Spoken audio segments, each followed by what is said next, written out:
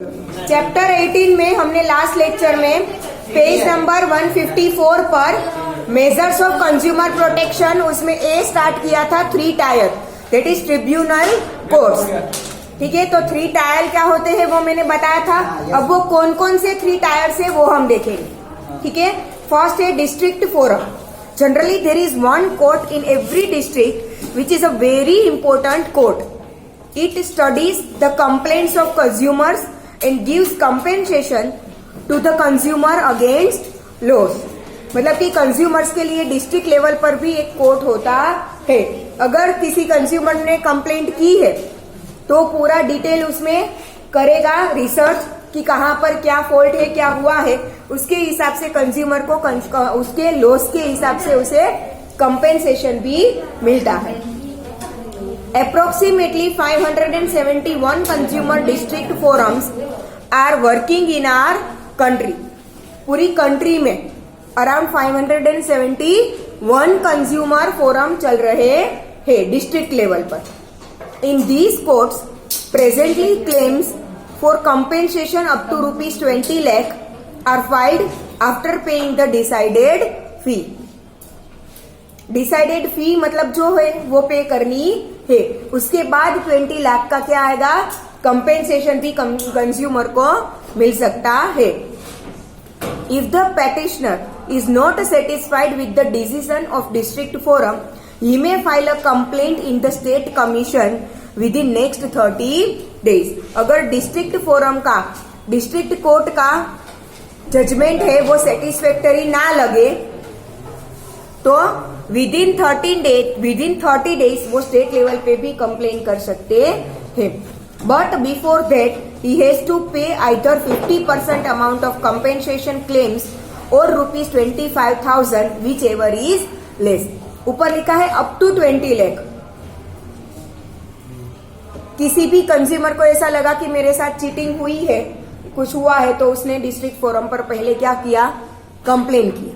ठीक है, उसको जजमेंट मिला तो जो भी शॉपकीपर मतलब जो भी ट्रेडर था वो ट्रेडर को अप टू 20 लाख, इतना ज्यादा तो कभी नहीं होता, कौन सी चीज है मतलब कि जो भी गुड्स या सर्विसेज था वो कितना कॉस्टली है उस पर डिपेंड करता है कि कंपेंसेशन कितना मिलेगा। अप टू 25 लाख मतलब कि 25 लाख तक का कुछ भी, 20 लाख तक का कुछ भी हो सकता है। फिर उसमें 5,000 भी हो सकते हैं या तो 10,000 भी हो सकते हैं। ठीक है, अगर डिस्ट्रिक्ट फोरम का जो भी जजमेंट है वो सेटिस्फैक्टरी ना लगे, ठीक है, तो स्टेट लेवल पर with in 30 days district level का जो भी जजमेंट आता है उसके 30 डेज के अंदर अंदर क्या करना होता है, स्टेट लेवल पर कंप्लेन करनी होती है। बट अगर स्टेट लेवल पर कंप्लेन करते हैं तो स्टेट लेवल पर अगर कंप्लेन करते हैं तो उन लोगों को जो भी कंपेंसेशन मिला है ना उसका 50% या तो ₹25,000 दोनों में से जो भी कम होगा वो रिटर्न करना पड़ेगा। मानो कि कंपेंसेशन के फॉर्म में ₹20,000 मिले तो उसका 50% मतलब कितना होगा, ₹10,000। ठीक है, तो 10,000 है वो 25,000 से कम है तो कितना रिटर्न करना पड़ेगा, 10,000। मानो कि कंपेंसेशन के फॉर्म में ₹70,000 मिले हैं तो उसका 50% कितना होगा, 35,000। तो 35,000 और 25,000 में से कम क्या है, 25, तो वो रिटर्न करना पड़ेगा। ठीक है, जो भी कंपेंसेशन उसका 10, उसका 50% या तो 25,000 दोनों में से जो कम है उतना पे करना पड़ेगा, रिटर्न देना पड़ेगा। ठीक है, now second state commission that is state forum. 3 tier थे उसमें से second tier. Approximately 35 states forum are working presently. District forum कितने हैं, 571। ठीक है, और स्टेट फोरम कितने हैं, approximately 35। In these courts presently claims of compensation from 20 lakh to 1 crore are filed after paying the decided. ठीक है, डिस्ट्रिक्ट लेवल पर 20 लाख तक का होता है और स्टेट लेवल पर 20 लाख से लेकर 1 crore तक का कुछ भी हो सकता है। If the petitioner is not satisfied, petitioner मतलब कंप्लेन करने वाला जो भी है वो कंज्यूमर, ठीक है। ठीक है। petitioner is not satisfied with the decision of state commission, he may file a complaint in the national commission within next 30 days। उसमें जो था वैसे ही मतलब कि स्टेट गवर्नमेंट क्या, स्टेट कमीशन का जो भी जजमेंट है, ठीक है, वो अगर सेटिस्फैक्टरी ना लगे तो 30 डेज के अंदर अंदर फिर से आप नेशनल लेवल पर कंप्लेन कर सकते हो। Although he has to pay either 50% of the compensation claim और ₹35,000 विच एवर इज लेस। अगर नेशनल लेवल पर कंप्लेन करते हैं तो कंपेंसेशन के फॉर्म में जो भी मिला है उसका 50% या तो 35,000, दोनों में से जो कम है वो देना पड़ेगा, रिटर्न देना पड़ेगा, जो भी जिससे कंपेंसेशन लिया था उसे वापस देना पड़ेगा, ठीक है। Now national commission, that is national forum. Compensation claim above ₹1 crore could be made here by paying the decided fee, ठीक है। आप डिस्ट्रिक्ट लेवल या तो स्टेट लेवल या तो नेशनल लेवल कहीं पर भी आप कंप्लेन करते हो तो कोई डिसाइडेड फी आपको पे करनी पड़ती है, ठीक है। तो वो कंप्लेन की डिसाइडेड फी होने के बाद 1 करोड़ के ऊपर का कंपेंसेशन मिल सकता है। This commission is a bench of 5 members. ये जो नेशनल लेवल कमीशन है वो कोई कोर्ट वगैरह नहीं है, 5 मेंबर का क्या है, पूरा बेंच है, ठीक है। State commission and national commission should give the decision as early as possible और within 90 days of filing the case. 90 days के अंदर तो डिसीजन देना ही है, उससे जल्दी भी हो सके तो ज्यादा अच्छा है। If the petitioner is not satisfied with the decision of National Commission, he may file a case in Supreme Court within next 30 days, ठीक है। ये जो नेशनल कंज्यूमर कमीशन है उसका भी अगर डिसीजन सेटिस्फैक्टरी ना लगे तो सुप्रीम कोर्ट, वो तो हर एक कंट्री में होती ही है, सबसे हाई लेवल की कोर्ट, ठीक है, तो वो सुप्रीम कोर्ट में with in 30 days again complain file कर सकता है। But before appealing it is compulsory to deposit 50% of the compensation amount or ₹50,000 whichever is less, ठीक है। जो भी compensation मिला है उसका 50% या तो 50,000, दोनों में से जो भी लेस है वो डिपॉजिट करना पड़ेगा, ठीक है। If the person does not comply the orders given by any of court, he could be given punishment or penalty or both of them। सामने ट्रेडर को जो भी पनिशमेंट वगैरह, मतलब कि डिसीजन आने के बाद कंज्यूमर के हक में अगर डिसीजन आया तो ट्रेडर को जो भी करना है वो अगर वो नहीं करेगा तो उसे और भी ज्यादा पनिशमेंट हो सकती है। People below poverty line, senior citizens and handicaps are exempted from paying fee under certain conditions. इन लोगों को कोई फी देनी नहीं पड़ती, बट अंडर सर्टेन कंडीशंस, उनकी कोर्ट की जो भी कंडीशंस है वो फुलफिल हो जाए तब। They are also provided free service under district free legal service, guidance of legal aid and advocate। Advocate भी उन लोगों को फ्री में मिल सकता है, लॉयर। नाउ ये जो मेजर्स ऑफ कंज्यूमर प्रोटेक्शन, उसमें हमने पहला देखा था 3 टायर, अब सेकेंड है consumer society, that is consumer protection council. As per this act, government recognised consumer societies have been established at taluka, district, state और national level. The consumer societies और councils are non political, non commercial, कोई भी political party से जुड़ी नहीं होती है। Non commercial मतलब कि वो किसी भी बिजनेस के साथ भी जुड़ी नहीं होती, उसे बोलते हैं नॉन कमर्शियल, ठीक है। वॉल्यूंटरी ऑर्गेनाइजेशंस, वॉल्यूंटरी ऑर्गेनाइजेशंस मतलब कि अगर कोई कंप्लेंट करे तो उसके साथ पूरा सहकार वो देनी चाहिए, ठीक है। Setup by consumers, the main objective of these consumer societies is to bring awareness about consumer rights and encourage them to help government to frame policies or to protect from time to time. It keeps on reviewing provisions for consumer rights and acts. It also gives suggestions to the government regarding need to change legislative provisions. अगर उन्हें लगे कि हमारे constitution में consumers के जो rights और duties है उसमें कोई चेंज करने की जरूरत है तो गवर्नमेंट को उसके लिए क्या कर सकते हैं, उसके लिए इंफॉर्मेशन भी दे सकते हैं कि यहाँ पर ऐसे ऐसे चेंजेस करने की जरूरत है। फिर चेंजेस हो या ना हो वो उनके हाथ में नहीं है, वो सजेशंस दे सकते हैं। ठीक है ना। These consumer societies provide consumer education through consumer awareness programs, which provides guidance on main subjects like rights of consumers, duties, exploitation in different ways, and how to be saved from exploitation. These consumer societies or organizations publish monthly, bi-monthly magazines or periodicals like Grahak Suraksha, Insight, The Consumer, ग्राहक मंच etcetera. ये societies के द्वारा ग्राहक के लिए, consumer के लिए ये सारे मैगजीन्स भी आते हैं। ठीक है। And try to bring awareness, they are helpful in elimination of complaints of consumers.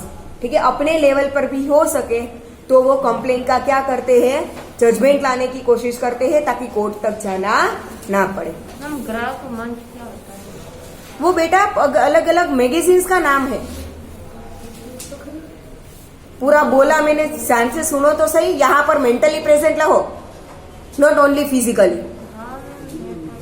Third, public distribution systems, that is PDS. Under public distribution system, essential commodities of good quality are provided in fixed quantity at subsidized rates to the poor at regular interval from fair price shops. ठीक है। Public distribution system जो fair price shop होती है ना, जिसे हम बोलते हैं राशनिंग दुकान, ठीक है, वो फेयर प्राइस शॉप से लोगों को गुड्स और सर्विसेज बहुत कम प्राइसेस में मिलते हैं। किन लोगों को? Under poverty line. ठीक है। Thus, the poor consumer is saved from the exploitation in the open market from where they have to purchase goods at high rate or low quality and less weight. वहां से वो बच सकते हैं। Public distribution system controls corrupt practices of trader. Next, system certifying weights and measures and purity of goods. For health and safety of consumers, government has set up many legal institutes which perform the task of checking the quality, quantity and purity of produced goods and certifies them. Government of India established ISI, that is Indian Standard of Institute. अभी आगे हमने देखा ना कि government ने क्या किया है set up many legal institutes अलग अलग चीजों के लिए। तो उसमें सबसे पहला हम देखेंगे ISI. Government of India established the ISI, that is Indian Standard of Institute, in 1947 to regulate quality. Now since 1986 it is known as BIS. पहले जो ISI था वो कैसे अब जाना जाता है? BIS से। That is BIS क्या है? Bureau of Indian Standards. The goods that meet the described standard and quality are allowed to use ISI mark. ठीक है। अगर उनका गुड और क्वालिटी सब कुछ अच्छा है तो उनके ऊपर उन्हें ISI का स्टैंप मिल जाता है। ठीक है। ISI का और BIS का लोगो आपको दिया है। ठीक है। The agriculture products like forest products, horticulture and animal products are given the mark of Agmark. Agricultural या तो हॉर्टिकल्चर की जो भी प्रोडक्ट्स होती है, हॉर्टिकल्चर क्या होता है? मरघा उछेर केंद्र। तो ये जो एग्रीकल्चर वगैरह की जो प्रोडक्ट्स होती है ना, उसमें एग मार्क का लेबल होता है, ISI का नहीं। ठीक है। It is implemented under agriculture product on act 1937. This scheme is run by the director of marketing and intelligence, that is DMI, in the ministry of agriculture, government of India, which grants permission to the traders to use Agmark. अगर उनकी भी quality और quantity अच्छी है तो फिर उन्हें अपनी प्रोडक्ट पर एग मार्क का सिंबल लगाने की परमिशन मिल जाती है। यहाँ पर आपको एग मार्क का सिंबल दिया है।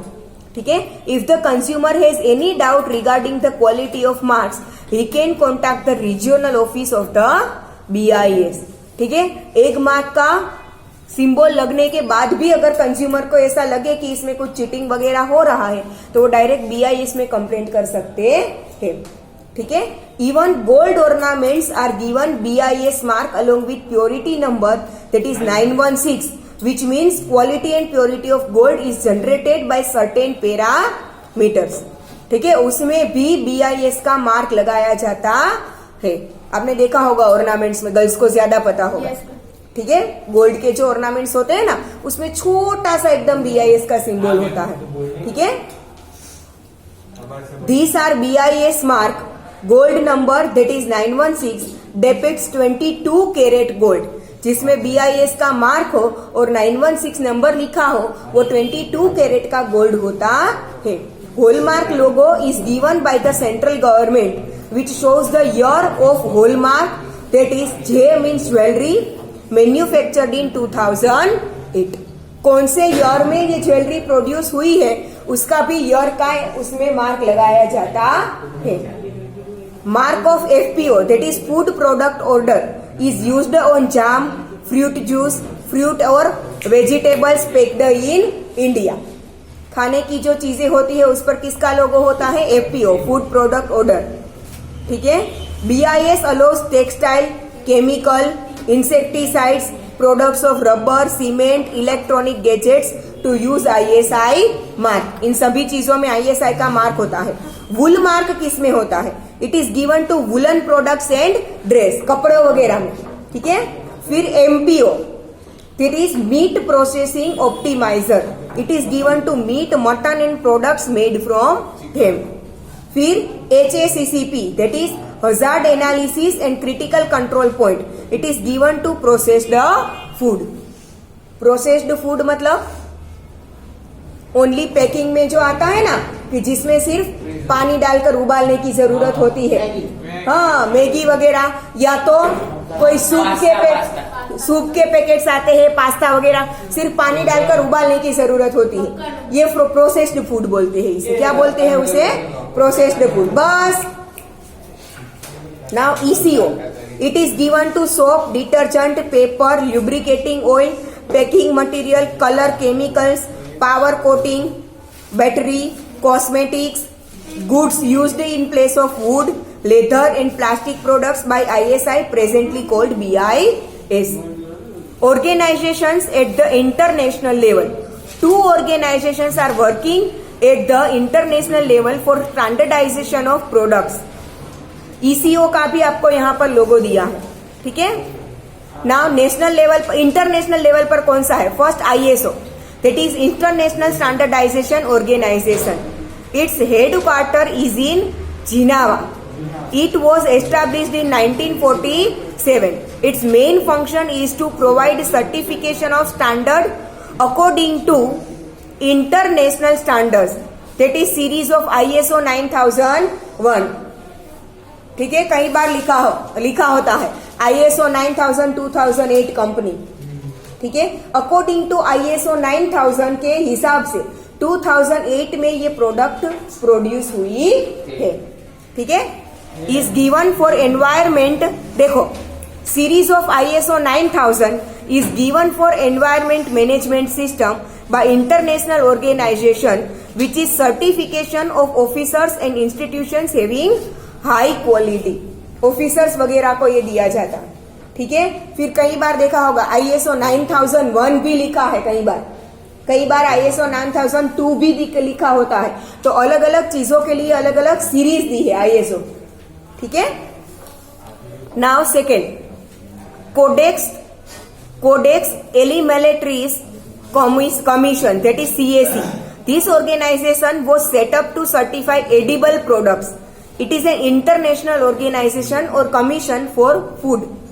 In 1963, Food and Agriculture Organization, that is FAO, and World Health Organization WHO established it. ठीक है, तो FAO और WHO ने मिलकर ये CAC को एस्टैब्लिश किया है. Its headquarter is located in Rome, capital of Italy.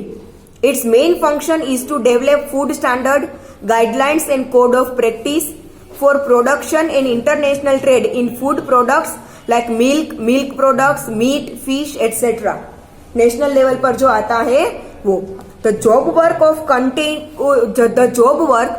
contacting ISO is done by BIS in India. अगर ISO को कॉन्टैक्ट करना हो तो BIS के थ्रू कर सकते हैं. While Director General of Health Services contacts the CAC. ठीक है। Who can file a complaint and where? First, consumer himself, central government, state government और गवर्नमेंट ऑफ यूनियन टेरिटरीज। कौन कौन कंप्लेंट फाइल कर सकता है? ये सारे कर सकते हैं। फर्स्ट, कंज्यूमर हिमसेल्फ, खुद वो कंप्लेंट कर सकता है। सेंट्रल गवर्नमेंट कर सकती है, स्टेट गवर्नमेंट और गवर्नमेंट ऑफ यूनियन टेरिटरीज कर सकती है, कंज्यूमर सोसाइटी कर सकती है, कंज्यूमर सोसाइटी और कंपनी लॉ और other prevailing laws. Representative consumer of behalf of consumer, consumer के बिहाफ में उसका रिप्रेजेंटेटिव भी कंप्लेंट कर सकता है। On the matter in which it is in the interest of all consumers, ठीक है। कोई एक कंज्यूमर ने कंप्लेंट की पर वो बहुत सारे कंज्यूमर की एक साथ कंप्लेंट बन जाती है कि चलो मैंने कंप्लेंट की और आप सबको सहकार देते हो कि हाँ हम उसके साथ है, हमारी भी सेम कंप्लेंट है, ठीक है। तो सबका मिलकर एक रिप्रेजेंटेटिव होता है, हम सब ने मानो कि साथ में कंप्लेंट की तो हम सबका एक लीडर या तो रिप्रेजेंटेटिव बोल सकते हो आप, वो जाकर कंप्लेंट कर सकता है। Any member of the family of person who has purchased the product or service with his permission may file a case if there is shortage of material or service or may lodge a complaint against loss, ठीक है। आपके घर में कोई चीज आई है, आपको लगता है कि इसमें चीटिंग है, तो आपके घर का कोई भी मेंबर कंप्लेंट कर सकता है। If the producer or trader neither find a solution nor show preparedness to find a solution of true, correct and clear the complaint, in that case, consumer or his family members may file a case in local, district, forum, state commission, national commission, etc. Okay? They may complain in supply court, office of metrology, that is science of weights and metrology का मतलब क्या होता है? Science of weight and measurements. They may complain in supply court, office of metrology and consumer court, consumer society, collector of फाइस, collector office, ठीक है। इन सब जगह कोई भी एक जगह जाकर आप कंप्लेंट कर सकते हैं। कलेक्टर ऑफिस, ऑफिस को 2 टुकड़ों में लिखा है, ठीक है। The consumer can file a complaint if the item or service is faulty or deficient or is not in accordance with the agreement or prevalent law. Thus, consumer may file a case against deficiency in quality, of type and purity of goods, less weight, etc. How to file a complaint? A victim may file a complaint in simple and clear language, either typed or handwritten or through email. If the victim goes to the court through lawyer, then he needs affidavit. आप court में direct जाकर complaint करते हो, then it is okay. अगर आप lawyer के through गए हो तो आपके पास उसका एफिडेविट होना चाहिए, वो एफिडेविट भी लॉयर के पास से ही मिलता है, ठीक है। Name of applicant, address, contact number should be there in application. Write detailed description of complaint and give the reason for complaining clearly. आप क्यों कंप्लेन करना चाहते हो वो डिटेल रीजन के साथ लिखो, ठीक है। और फिर आपकी कंप्लेन किस बारे में है वो भी पूरा डिटेल में लिखो। बोलो मैम, लॉयर और एडवोकेट में फर्क क्या होता है? दोनों एक ही होते हैं बेटा, लॉयर और एडवोकेट ना। Enclose copy of supportive evidence और डॉक्यूमेंट्स रिलेटेड टू एक्यूजेशन। अब जिसकी भी बारे में कंप्लेन कर रहे हो, जिस भी रीजन से, ठीक है, उसका एक कॉपी अटैच कर कर रखो कि देखो यहाँ पर ये चीज है, ये फॉल्टी है, ठीक है। Never give the original evidence, उसकी कॉपी लगानी है, ओरिजिनल एविडेंस मत दो वरना तो वो एविडेंस मिटा देंगे लोग, ठीक है। ओरिजिनल एविडेंस हमेशा आपके पास रहना चाहिए। Enclose bill, receipt of payments, ठीक है, ये सारा आपको उसमें कॉपी कर कर लगाना है, ओरिजिनल आपके पास रहना चाहिए। If the payment has been done by cheque then attach counter और गिव डिटेल्स ऑफ चेक। अगर पेमेंट कैश में ना किया हो, चेक में किया हो तो उसकी भी डिटेल उसमें रखो। Enclose copy of conditions mentioned by seller, जो भी सेलर ने या तो शॉपकीपर ने आपको जो भी कंडीशंस दी थी वो प्रोवाइड नहीं कर रहा है तो उसकी भी कॉपी उसके साथ अटैच करो। Copy of advertisement, pamphlet, prospectus, सबकी जो भी आपके पास प्रूफ है सबकी कॉपी लगानी है। Complaint may be lodged in any consumer forum by submitting appropriate fees as per amount of compensation claim. Consumer, अगर आपको ऐसा लगे कि मुझे डिस्ट्रिक्ट फोरम में या तो स्टेट फोरम में नहीं जाना, तो आप डायरेक्टली नेशनल फोरम में जाकर भी कंप्लेन कर सकते हो। ठीक है, पहले लोकल लेवल से ही स्टार्ट करना है ऐसा जरूरी नहीं है। Consumer may lodge a complaint within 2 years of emergence of reason of complaint. अगर आपने कंप्लेन करना चाहते हो बट कोई इमरजेंसी आ गई जिसकी वजह से आप नहीं कर पाते हो, तो 2 साल में तो आपको इतना टाइम तो मिल जाएगा कि आप कभी टाइम निकाल कर कंप्लेन कर सको। ठीक है, तो ऐसी इमरजेंसी के टाइम में आपको 2 ईयर का टाइम मिलता है कि आप 2 साल के अंदर अंदर कंप्लेन कर दो। बट इतनी देर क्यों लगी वो आपको रीजन के साथ, प्रूफ के साथ दिखाना होगा कि इस टाइप की इमरजेंसी थी तो नहीं हो पाई। Any consumer may call on Gujarat state helpline toll free number 1800-233-0222 और national level helpline number 1800-114-000 for consumer related complaint as well as for special information about law and guidance.